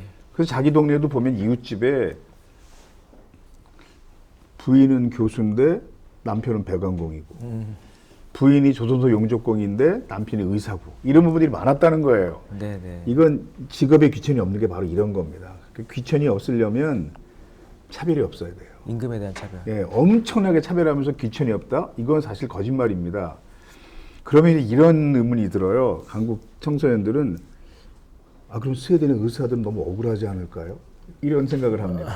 네. 뼈 빠지게 공부했는데 남과 비슷하게 살면 근데 이건 어리석은 질문이에요. 왜냐하면 그런 나라에서는 돈을 많이 벌고 싶은 사람이 의과대학 가는 게 아니라 생명을 존중하고 의사를 하고 싶은 네. 사람이 가는 거죠. 사명감이 있고 네. 물론 기초학력은 있어야죠. 그리고 응급환자 때문에 밤에 잠자지 못할 각오가 평생 된 이런 사람들이 의과대학을 가거든요. 실제로.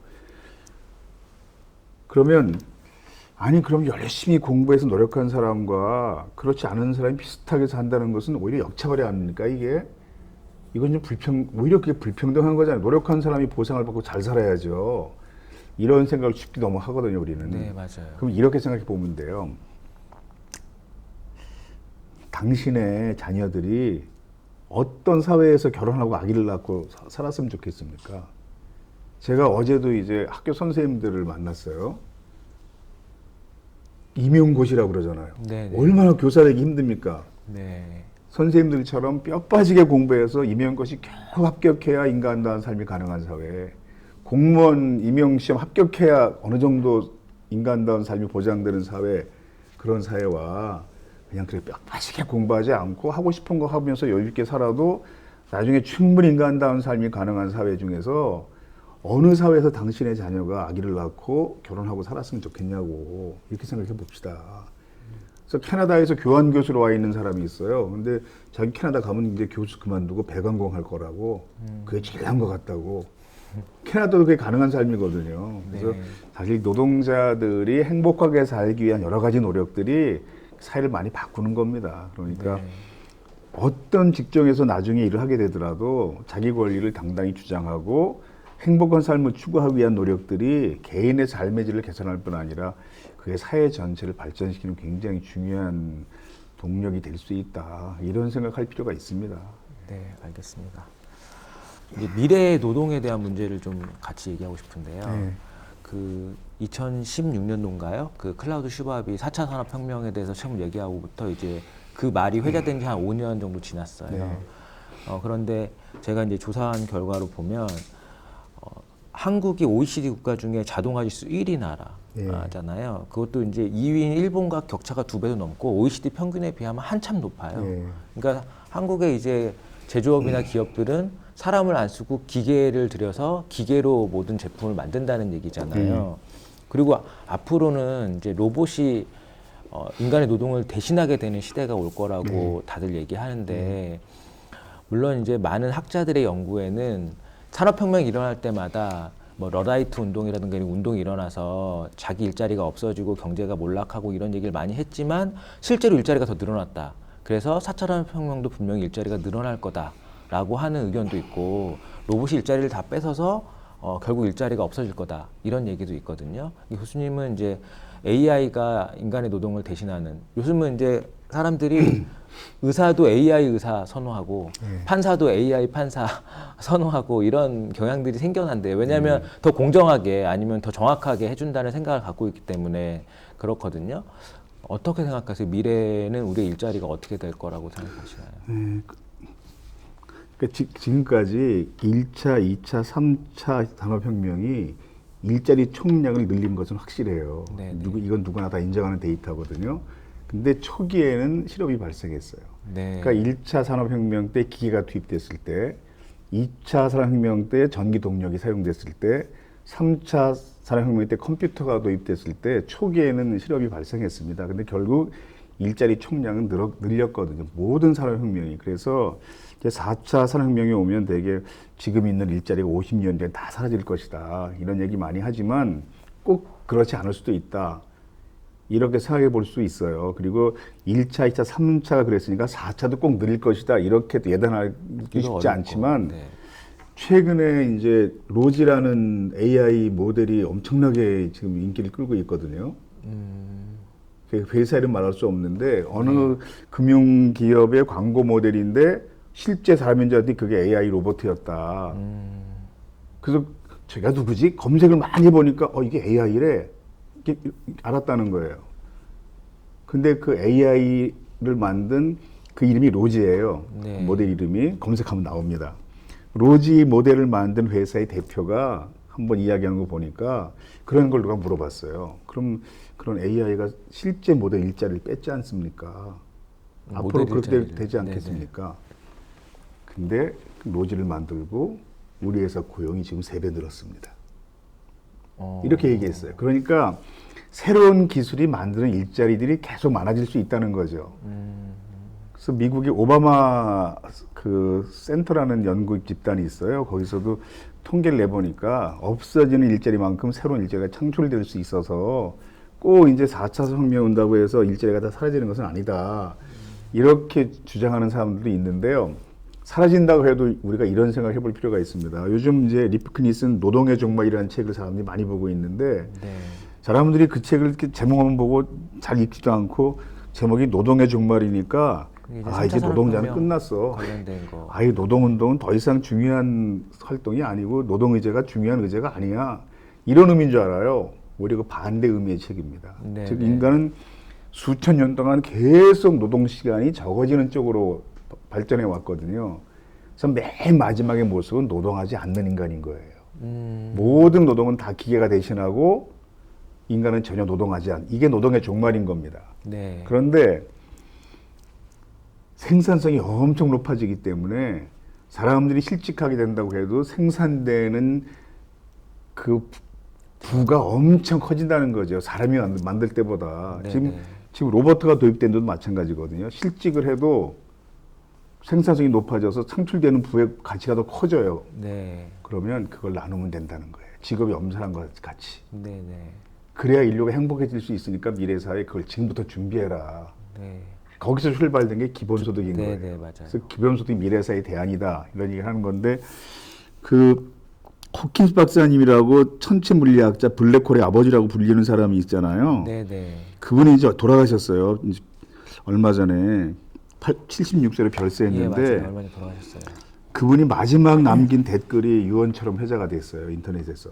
그 레딧이라는 사이트가 있는데 영어권에서는 가입자 수가 가장 많은 SNS가 레딧인데 명사들이 게시판을 개설해 놓고 이렇게 질문이 들어오면 답해주는 이벤트를 벌였거든요. 근데 호킹 박사님께 이런 질문을 누가 했어요. 자동화로 인한 대량 실업 발생에 대해서 어떻게 생각하십니까? 그랬더니 호킹 박사님 뭐라고 답하셨냐 하면 기계로 창출된 부가 고르게 공유 분배되면 모두가 안락한 삶을 즐길 수 있을 것이고 기계 소유주들이 부의 재분배에 대항하는 로비에 성공하면 대부분의 사람들은 끔찍하게 가난해질 것입니다. 이렇게 답했거든요. 네. 이게 바로 그거죠. 기계가 많은 물건을 만들어낼 텐데 그걸 고르게 다 나누면 인류가 행복해질 수 있고 그게 안 되면 불행해질 것이다. 근데 어떻게 될 것 같습니까, 앞으로? 둘 중에. 글쎄요, 자본주의 사회다 보니까 이게 잘 됐다가 안 됐다 계속 반복할 네, 지금처럼 네. 이게 됐다가 안 됐다가 계속 반복될 거거든요. 나라마다도 다를 수도 예. 있을 것 같아요. 근데 SF 영화를 보면요, 이게 안 된 경우의 대립구도가 SF 영화의 배경입니다. 모든 그걸 이제 매니아들은 사이버 펑크라고 그래요. 그러니까 그 미래 사회가 배경인 영화를 보면 항상 분위기 어둡고 비 네, 내리고 맞아요. 골보고 지저분하고 막 이런 예, 게 예. 있잖아요. 이런 분위기 사이버 펑크라고 그러는데. 결국 분배가 안 된 상황을 상정한 거죠. 문명의 혜택을 소수의 집에서 독점하고 있고 다수는 굉장히 열악한 상태에 놓여 있는. 그래서 어떤 SF 영화는 거의 뭐 원시 상태로 돌아가 있잖아요, 서민들이. 네. 근데 또 다른 공통점이 있어요. 항상 저항 세력이 있어요. 그렇죠. 네. 네. 그러니까 그때에도 그 저항 세력의 역할이 지배 세력이 독점한 권력과 부를 고르게 공유 분배하는 게 그들의 역할이거든요. 그래서 결국 이제 호킹 박사님 얘기를 달리 해석하면 인류가 인간다운 삶 포기하지 않는 한 미래 사회에도 기계로 창출된 부를 공유 분배하기 위한 진보적 운동은 계속 필요할 것이고 그 중요한 토대는 지금 노동운동이 될 거라는 거죠. 그래서 요즘 IT 회사에 노조 많이 생겼잖아요. 네, 네. 뭐 회의 사람 얘기해도 괜찮으면 네이버, 카카오, 뭐 스마일게이트, 넥슨 많이 생겼습니다. 제가 그 IT 기업의 노조 만들 때 가서 항상 그런 얘기를 했어요. 사람들은 아니 거기가 어느 재벌 회사보다 더 좋은 회사라는데 그런 꿈의 직장에 왜 노조를 만들었을까? 이렇게 생각하거든요. 네. 근데 그 네이버 노조 위원장이 그런 말 하더라고요. 아니 이게 좋은 회사에 왜 노조를 만들었냐고 물어보는데요. 아 여기도 사람이 일하는 데입니다. 아니 노동자가 있으면 당연히 노조도 있어야죠. 이렇게 얘기를 합니다. 그래서 그 사람들에게 제가 그랬어요. 당신들이 미래사의 제다이 기사의 선배들이라고. 네. 스타워즈 시대에 태어났으면 제다이 기사가 됐을 텐데 지금 태어나서 노동자 간부가 된 겁니다. 네, 네. 결국 미래사회에서 보면 SF 영화 주인공들이 하는 일이 그 독점해 있는 권력이나 재산을 계속 나누는 일을 하는 거잖아요. 그래서 네, 네. 미래사회가 된다고 해서 지금 노동조합처럼 이렇게 서로 공유 분배를 추진하는 활동이나 여기가 지금 뭐 사회적 기업 이런 센터인데 이런 활동이 없어지진 않아요. 미래사회 누군가 계속 할 거라는 거죠. 그래서 저는 미래사회를 그렇게 전망하고 있고요. 그래서 네. 미래사회가 어떻게 될지 모르지만 하여튼 지금 노동자들이 좀 더 행복한 삶을 살도록 노력하는 것이 미래사회의 유익한 방향이라고 저는 사실 믿습니다. 네. 그러니까 AI가 이제 일자리를 대신하게 되면 아까 노동의 종말처럼 노동을 안 하고도 인간이 인간답게 살 수 있는 세상이 노동의 종말이라고 하면, 그러니까 근데 이제 뭐 성경이나 이런 데 보면 노동을 신성시하고, 그러니까 일하지 않는데 먹지도 말라, 뭐 이런 말도 있고, 그러니까 노동에 대한 가치에 대한 얘기를 많이 하거든요.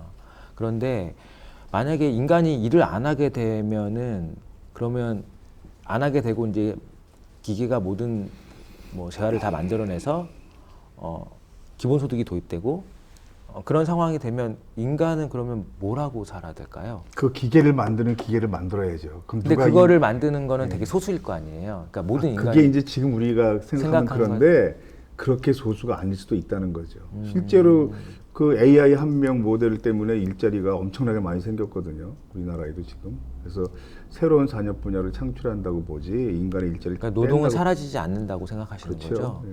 지금 그리고 하여튼 미래 사회가 어떻게 되느냐 이거에 고민하는 것보다는 지금 우리가 어느 방향으로 노력하는 게 미래 사회에 유익할 것인가 이렇게 생각할 필요가 있고요. 그다음에 제가 오늘 못한 얘기가 있는데 일단 네네. 노동조합에 대해서 우리 사회가 다른 나라와 유일하게 좀 다른 생각이 있는 나라예요. 다른 나라들은 보면 경찰 노동조합 거의 다 있거든요. 네. 우린 소방관 노조가 이번에 이제 문재인 정부에서 합법화됐지만 그 제가 나라 이름 말하면 좀 그렇지만 저 막 이렇게 남태평양 이런 데 가면요.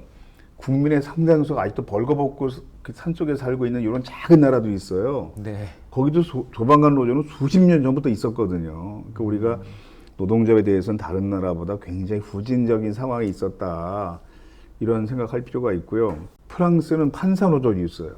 변호사 노조도 네, 있고. 네, 네. 근데 굉장히 사회 유익한 영향을 끼치거든요. 그런 노동조합들이. 그래서 한국에서 그 프랑스에 본사가 있는 회사의 노동자들이 프랑스까지 가서 그 본사하고 투쟁을 할 때가 있어요. 그러면 그 프랑스에 있는 사람들이 와서 다 숙소도 알아봐주고 방송국 인터뷰도 할 수 있게 도와주고 법률 자문도 도와주고 이러는 프랑스 사람들이 있는데 보니까 판사노조 조합원이더라. 이런 경험담 제가 많이 들어봤거든요. 그리고 얼마 전에는 그 영국의 MI6라는 정보기관이 있잖아요. 007이 소속돼 있는 정보기관 MI6잖아요. 네. 거기 스파이들이 노조에 가입했어요. 그런데 이 사람들은 평생 신분을 감추는 사람들이어서 할 수 없이 익명으로 가입을 받았다. 이런 기사도 있거든요. 네. 그러니까 노동조합이라는 게 우리가 경계해야 할 무슨 불순한 이런 조직이 아니라는 거죠. 그냥 노동자가 있으면 거기 노동조합도 있는 게 사실 자연스러운 겁니다. 근데 우리만 너무 노동조합 이런 거에 대해서 불필요한 부정적인 경계심 같은 게 있으니까 좀 마음을 열어볼 근데 필요가 있습니다. 외국 기업이 한국에 이제 들어와서 일하는, 그러니까 여기 지사를 세우거나 이렇게 기업을 하는, 그러니까 뭐 투자를 하거나 해서 기업을 만들잖아요. 이제 이런 기업에 이제 하는 담당자들도 제가 많이 알고 있는데, 외국 기업은 이제 자기 나라에서 노동조합 하는 거는 괜찮은데 한국에서 노동조합 하는 거에 대해서는 되게 불편하게 생각한다고 얘기 많이 하더라고요. 그러니까 교수님 말씀처럼 프랑스나 이런 데는 모든 뭐 직종이나 관계없이 노동조합이 있고 그런 상황인데도 불구하고 프랑스에 있는 기업이 한국에 들어올 때는 야, 한국의 노동조합은 이게 장난이 아니야. 이렇게 생각한다는 송곳에 거죠. 보면요. 네네. 그 송곳 구고시 노동상담소장이 이제 저를 모델로 했다 이렇게 많이 알려져 있지만 전부 다는 아니고 하여튼 그 중에 일부의 제 얘기가 있어요. 유럽에는 노동조합들이 이렇게 많이 있고 심지어 군인 노동조합도 있다. 막 이런 얘기 하니까 이제 그 송곳에 보면 어떤 사람이 질문을 해요. 손들고 우리 회사는 사장이 프랑스 사람인데 왜 노조를 인정하지 않을까요? 이렇게 물어보는 게 있는데 그 장면은 이제 까르프라는 회사가 있었잖아요. 네, 네. 프랑스 자본이 철수했습니다. 결국. 그러니까 부천 중동에 있는 까르프 매장의 노동자 위원장이 했던 말이에요. 실제 그건. 그러니까 국어신 상담소장이 뭐라 설명하냐 하면 여기선 그래도 괜찮으니까. 기업은요, 유럽에서도 노동조합 좋아하진 않아요. 그런데 탄압하면 엄청난 피해를 받으니까 못하는 겁니다. 사회의 지탄을 받고. 여기서는 그래도 괜찮으니까. 한국 사회에서는 뭐 기업이 노동조합 좀 탄압했다고 형사처벌 받는 경우는 극히 드물고 더 중요한 사실은 그런 기업을 비난하는 시민 정서가 없어요. 한국에서는 맞아요. 노사 갈등이 생기면 대개 노동자 쪽을 더 많이 비난하기 때문에 그래서 그런 겁니다. 여기서는. 그러니까 그 유럽에 있는 기업들은 점심시간이 2시간인 회사들이 많아요. 네, 들었습니다. 이건 최초 노동조합 생길 때부터의 그 전통인데, 근데 한국에 들어와서 처음에 한 2, 3년은 2시간 점심시간 운영하다가 좀 지나면 바뀌는 1시간을 거죠? 줄거든요. 한국에 맞춰서. 여기는 1시간만 줘도 되네. 이걸 알게 되는 거죠. 그러니까. 한국의 상황에 맞춰갖고 그런 기업들도 그렇게 한다는 얘기신 거예요, 그러니까 결국에. 힘 있는 사람들은 하고 싶은 대로 할 수 있는 게 항상 많이 있으니까 가능한 한 이걸 좀 규제할 필요가 이런 생각할 필요가 있어요. 근데 우리는 또 규제라고 그러면 이게 무슨 성장 산업, 미래 산업을 그 차단하는 불필요한 규제처럼 굉장히 생각하지만 그 노동자의 권리를 보호하는 규제는 다른 어떤 규제와 달리 강화되는 게 유익합니다. 지금 이제 플랫폼 노동자 굉장히 문제잖아요. 네, 아예 노동자로 노동. 인정이 되지 않고 있는 배달 노동자들 네, 이런 네. 사람들이요. 그럼 보세요. 그 플랫폼을 소유한 기업이 있어요. 네. 그리고 이 플랫폼에 소속돼 있는 일하는 사람들이 있잖아요. 이걸 깅노동자라고 그러잖아요. 네, 장기 네. 지속 일하는 게 아니니까. 그럼 이윤을 누가 많이 가져갑니까? 플랫폼을 소유한 기업이 많이 가져가거든요. 네, 그러면 이윤을 가져가는 회사가 노동 비용을 부담해줘야 돼요. 그래서 미국이나 독일이나 프랑스, 영국에서는 가장 대표적인 플랫폼 노동자가 우버잖아요. 네, 택시. 우버 노동자를 자영업자로 인정하지 못하도록 하는 그들에게 노동자의 권리를 부여하는 판결이나 해석이 계속 나오고 있어요. 선진국에서는. 근데 우리보다 그 산업화 속도가 굉장히 빠른 선진 자본주의 국가에서 그런 시도를 하는 것은 이윤을 가져가는 기업이 그 노동 비용을 부담하지 않으면 나중에 더 큰 사회적 비용이 발생할 수 있고 이걸 시민의 세금으로 부담하게 된다. 이런 시각이거든요. 그래서 비정규직 문제를 접근할 때 비정규직의 삶이 너무 고통스러우니까 인간답게 살게 해주자. 이런 인도주의적 참만 볼 게 아니라 그게 사회 전체 유익하다. 당신에게 유익하다. 그게 이런 큰 틀로 볼 필요가 있습니다. 네. 실제로 이번에 조사한 결과, 그러니까 학생들이든 어른들이든 학교 관계자나 어른들을 대상으로 한 건데 노동법에 대해서 잘 모르는 경향들이 많이 나와요. 심지어 뭐 최저임금을 못 받아도 괜찮다. 이렇게 생각하는 분들도 한 10%. 그 다음에 4대 보험 가입 안 해도 된다. 뭐 산재보험은 30% 가까이 뭐 내가 못 받는다. 일하다 다쳐도. 아르바이트 경우에는.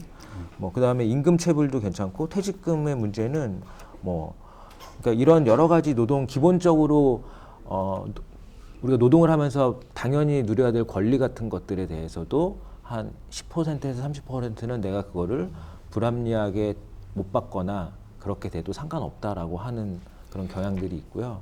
또 한 가지는 아까도 제가 이제 시작하기 전에 잠깐 여쭤봤는데 그 학교의 그 교과 과정에 그 노동 관련된 수업을 넣는 문제 아까 제가 잠깐 말씀드렸잖아요. 근데 물론 뭐 특강이나 이런 형식으로 수업을 하고 있기는 해요. 그리고 이제 제가 인터뷰할 때도 그 대학교 같은 경우에는 커리큘럼으로 노동 어떤 뭐 16주간에 하는 노동 강좌, 물론 노동대학원 같은 데서는 하겠지만 일반 대학원에는 아예 그런 교양 과목으로 없잖아요. 교양 필수 아닌 선택 과목도 없어요. 뭐 그래서 그런 선택 과목이라도 넣어서 들을 수 있게 해주면 어떻겠냐 이런 질문도 했었거든요. 그래서 학교 교육 안에 그런 노동에 관련된 교육을 정규 커리큘럼, 그러니까 특별하게 뭐 1시간, 10시간 듣는 거 말고 정규 과목으로 넣거나 이렇게 하는 것들과 하고 아까 말씀드렸던 아르바이트를 하는 학생들이나 어른들이 그런 노동법에 대한 문제에 있어서 좀 부당한 대우를 받아도 괜찮다고 생각하는 이런 문제에 대해서 한번 말씀해 주시면 좋겠습니다. 두 가지. 그러니까 이제 학교 노동교육 문제인데요. 네네네. 그 우리나라처럼 학교에서 그동안 노동교육을 하지 않았던 나라는 사실 거의 없습니다. 네, 맞아요. 가장 대표적인 이제 프랑스, 독일 이런 나라가 많이 얘기되거든요. 프랑스는 고등학교 사회과목 교과서를 보면요. 1장, 2장, 이렇게 3장으로 구성되어 있는데 3장 내용 전체가 단체 교섭의 전략 전술에 관한 내용이에요. 그러니까 네. 사회과목 교과서의 3분의 1 정도가 단체 교섭 전략 전술에 관한 내용이거든요.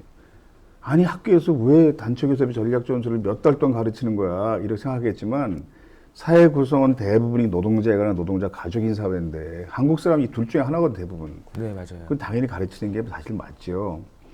그리고 초등학교 중국가정 교과서를 보면요. 프랑스 초등학교 5년제입니다. 우리 한 3학년 정도 해당하는 교과서를 보면 노동 문제를 두 가지 시각에서 접근을 해요. 단원을 보면. 예를 들어서 일할 수 있는 권리, 일할 때 권리 이렇게 나눠서 봅니다. 네. 그러니까 일할 수 있는 권리는 취업할 수 있도록 일자리를 만들 책임이 정부와 기업에게 있다. 이런 걸 배우는 단원이고요. 일할 때 권리는 취업한 다음에 가지는 권리에 대해서 배우는 단원이에요. 우리 이제 알바 10개명 이런 거 많이 요즘 하잖아요. 네네. 그런 내용들이 이제 나눠서 보는 거죠. 그러니까 즉 노동 문제를 우리가 어떻게 봐야 할 것인가 이런 노동 감수성에 관한 내용, 실제 노동법의 내용을 숙지하고 자기의 이익이 되는 내용을 배울 수 있는 단원 이렇게 이제 두 가지 방향에서 접근을 하더라고요. 프랑스는 이제 중학교 졸업할 때 졸업 자격 국가 시험을 봐요. 브르베라고 그러는데 그래서 프랑스는 중학교 졸업 학위를 줘요. 정부에서. 우리 학사학위처럼. 네, 중학교 학위. 예. 근데 거기 보면 노동 문제에 대해서 정말 자세히 문제들이 예, 어려운 문제들이 나오고 이걸 서술형으로 잘 답변을 하지 못하면 좋은 점수를 받지 못해서 상급하게 갈 수 없는.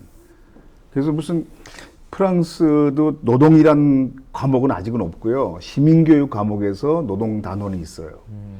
그 노동 단원 이렇게 교과서를 보면요. 우리나라 금속노조 무슨 그 투쟁 지침보다 더 과격해 보여요. 아, 네. 막 노동자들이 일자리 잃고 길바닥에 쫙 누워서 시위하는 모습. 근데 요 회사의 전후 과정이 어떻게 전개됐는지 뭐 114개 일자리를 없애는 이런 거에 대해서 노동자가 어떻게 저항해서 나중에 합의하면서 끝났는지 요 과정을 자세히 알지 못하면 문제 못 풀어요. 그리고 노동자들이 회사 사무실을 점거해서 뭐 컴퓨터하고 집기들을 창밖으로 막 내던지는 이런 사진이 교과서에 실려 있어요. 근데 이런 활동들이 사회 전체에 미친 영향이 어떤 것인가에 대한 판단 능력이 학교에서 채워지는 거죠. 독일 같은 경우는 초등학교에서부터 모의 노사교육 수업을 네. 1년에 한 7번 내지 9번 정도 합니다. 그래서 경영자 역할도 맡아보고 노동자 역할도 맡아보고 나중에 다 노동자가 되거나 경영자가 될 테니까. 그런데 교과서를 보면요. 단체 교섭에 대해서 이런 걸 가르쳐요. 제가 그냥 읽어볼게요. 독일 교과서 번역한 건데요. 네. 협상 단계, 협상하고 동맹을 형성하고 편지나 요구서를 작성하고 서명운동을 전개하고 항의문건을 작성하고 플래카드나 벽보를 만들고 협약을 체결하고 대중매체 즉 언론과 인터뷰하고 연설문을 작성한다. 이게 교과서 나오거든요. 네. 그럼 거의 무슨 한국에서 볼 때 무슨 데모하는 기술을 가르치는 단원처럼 보이거든요. 네, 네, 근데 이걸 왜 가르치겠어요? 사회 전체 유익하기 때문인 거거든요. 우리나라가 이런 거에 비교하면 너무 노동교육이 좀 취약한 편이고요. 영국에서는 이제 유니언즈 인터 스쿨즈라는 프로그램이 있습니다. 노동자의 학교 안으로 그런 뜻인데 모든 지역에서 노동자 간부들이 학교에 들어가서 교사 협력해서 노동교육을 진행해요. 이게 중학교에서부터 필수 과목이거든요. 네. 그러니까 노동자 간부 중에 교육활동 오래 한 사람들은 정말 강의 잘하거든요. 네, 이런 네. 사람들이 학교에 들어가서 노동교육을 담당하거든요. 일본도 하고 미국도 해요. 네. 우리만 사실 안 해요. 그래서 프랑스는 학교 노동교육을 한 80년 전에 시작했고요. 다른 나라들 대부분 4, 50년쯤 전에 도입했거든요. 근데 우리만 굉장히 늦은 거고 요즘은 이제 학교 안에서 부분적으로 물론 교육 과정에도 좀 반영이 됐어요. 노동교육이. 그리고 학교에서는 노동인권교육이라고 많이 부릅니다. 네, 그냥 맞아요. 아직 노동교육 이게 약간 좀 예. 어색해서 네. 인권을 넣으면 이게 약간 희석되잖아요. 낯선 느낌이. 그래서 노동인권교육이라고 부르는데 사실은 노동교육입니다. 그 내용은. 그래서 서서히 지금 많이 변화하고 있죠. 우리나라도. 그래서 실제 한국에도 보면 그 모의 노사교섭 수업한 학교들이 생겼고요. 그다음에 제가 대학원에서 교육대학원 그 강의를 하는 게 있는데 수강생이 다 교사거든요. 교육대학원은. 그러면 제가 노동교육 시연으로 평가를 해요. 학기 말에. 근데 실제 학교에서 노동교육 하시는 분들이 그렇게 많더라고요. 그리고 야, 저렇게 놀랍게 노동교육을 할 수 있구나. 그래서 한국 교사의 자질이 엄청 우수하구나. 내가 학기마다 감탄합니다. 네. 정말 기발한 방식으로 노동교육을 지금 많이 하고 있습니다. 그래 도입이 됐고요. 그래서 어떤 선생님은 그 노동교육 할 수 있는 보드게임을 직접 만드셨어요. 그런데 학교에서 이걸 몇 시간 했더니 비정규직 역할만 학생이 나중에 펑펑 울더랍니다. 벗어날 수가 없어요. 여기서 아무리 해도 벗어날 수가 없어요. 그래서 아, 이렇게 노동교육 할 수 있구나. 그래서 우리나라 예전보다 좀 많이 달라졌습니다. 요즘은. 네. 알겠습니다. 그 아까 아르바이트 문제에서 이제 법을 잘 몰라서 부당한 이득을 받는 네. 그런 상황들은 어떻게 해결하면 좋을까요? 두 가지 측면 생각해볼 필요가 있는 청소년들이 아르바이트 하는 곳이 대개 5인 미만 사업장입니다. 네. 그래서 근로기준법을 알아도 적용이 안 되는 사업장이 대부분이어서 즉 5인 미만 사업장에 노동자들이 보호받을 수 있는 그런 조치가 필요하고요. 그래서 최근에 대통령 선거 앞두고 그런 공약들을 준비하는 후보들도 있다고 그러더라고요. 그 다음에는 법을 일단 알아야 될 거 아니에요. 그래야 아, 내가 어떤 권리가 있구나. 네네. 약간 뭐 최저임금 받지 않아도 좋습니다. 네. 뭐 그렇게 약속해도 돼요. 근데 그 약속은 나중에 자동적으로 무효가 되거든요. 그러니까 네. 일할 동안은 감히 최저임금 달라고 얘기 못 하겠지만 최임금은 3년 안에 청구하면 되니까 알바 다 끝난 다음에 그건 노동청에 가서 한마디만 하면 최저임금으로 받을 수 있게 됩니다. 그 회사가 망하지는 않는 한. 근데 학생들은 이제 유리한 강점이 뭐냐 하면 교사가 학교에 있잖아요. 네. 근데 요즘 선생님 중에 보면 청소년 노동인권 네트워크라든가 이렇게 일하는 청소년 노동자를 위해서 활동하시는 교사들이 예전보다 굉장히 많아졌어요. 그리고 그 활동하는 교사가 없어도 그 활동하는 교사를 아는 교사들은 되게 있어요. 그래서 지역마다 그 활동 열심히 하시는 청소년 노동을 주제로 활동하는 개인이나 단체와 연결돼서 도움받을 수 있고요. 그다음에 요즘은 뭐 꼭 교사가 아니어도 노동자가 아니어도 지역에 이런 청소년 인권과 관련된 단체들 많이 네, 생겼잖아요. 네, 맞아요. 예, 그리고 지금 여기 찾아와도 돈 받을 수 있잖아요. 네, 청소년들이. 맞습니다. 그러니까 아르바이트 예, 아르바이트 하면 하다가 이제 불이익을 받는 학생들은 일단 선생님과 상의하고 또 지역의 청소년 노동 인권을 보호해 줄 수 있는 활동가나 단체가 좀 많이 생겼으니까 쉽게 찾을 수 있습니다. 마지막으로 교수님 이제 제가 질문드릴 건 다 드렸는데 네. 뭐 한국의 전체적인 노동 문제라든지 아니면 하고 싶은 말씀 있으시면 한 짧게 잠깐 얘기해 주시고 끝낼까 봐요. 그러니까 이제 지금 청소년들은 대부분 나중에 노동자가 될 건 알고 있다고 그랬잖아요. 네, 네. 근데 어떤 직종의 노동자가 되든 생산직이든 사무직이든 블루 칼라든 화이트 칼라든 서비스직이든 네. 자신의 권리를 소중히 생각하고 그걸 주장하는 삶이 개인의 삶의 질을 개선할 뿐 아니라 그런 노력이 모여서 사회를 더 나은 사회로 발전시킨다. 이런 생각했으면 좋겠습니다. 그래서 네. 되게 유럽 나라들은 노동자 역사의 주익이다 이런 생각들을 가지고 있거든요. 왜냐하면 노동자들이 행복하게 살기 위해서 했던 많은 노력들이 사회의 많은 문제들을 해결했어요. 그래서 영국 같은 나라는 올림픽 할 때 보면 개막식 행사 2시간 동안을 영국 사회를 만든 각종 노동자들의 모습으로 2시간 동안 공연을 했거든요. 뭐 제조업, 금속 노동자, 뭐 농업 노동자, 병원 노동자, 지식 노동자. 그래서 노동자들이 그 쇠 주물로 만든 큰 원골이 5개가 하늘에 올라가서 오륜기를 만드는 이런 공연을 했는데 거기 제로 크루세이드라는 큰 이제 그 플랜카드가 보여요. 근데 제로 크루세이드는 영국의 우리나라로 치면 동학농민전쟁 이런 것 같은 87년 노동자 대투쟁 이런 것들을 재현하는 내용을 올림픽 개막식 공연을 하거든요. 그게 그냥 우리가 아는 보통 유럽 나라의 정서인 거예요. 무슨 사회주의 국가도 아니고 빨갱이 나라도 아니고 그러니까 노동자가 굉장히 소중하고 중요하다. 그리고 노동자의 삶이 향상되는 것이 사회 전체에 유익한 길이다. 이런 생각을 할 수 있는 노동자가 됐으면 좋겠습니다.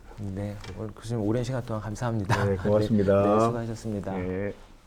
오늘 노동과 고용에 대해서 많은 이야기를 나누었습니다. 실질적으로 각 분야에 계신 분들의 생각들이 많이 다른 것도 느꼈고요. 또 우리 사회가 어떻게 나가야 된다고 하는 비슷한 생각들도 많이 가지고 있다고 생각합니다. 특히 노동에 대해서 좀 더 긍정적인 사회가 되었으면 좋겠습니다. 그리고 우리가 앞으로의 미래에는 우리 자녀들을 위해서 그 자녀들이 살아갈 세상을 위해서 어떤 것을 할 것인지 좀 고민하고 이런 사회 정책들이나 국가의 정책들이 만들어지는 사회가 되었으면 좋겠습니다. 평택시에 있는 많은 관계자분들이 참여해 주셔서 본인들의 이야기를 솔직히 말씀해 주셔서 감사드리고 또 전문가이신 우리 하종관 교수님께서 좋은 말씀 해주셔서 감사를 드립니다. 이상으로 저희가 준비한 모든 것들을 마치도록 하겠습니다. 감사합니다.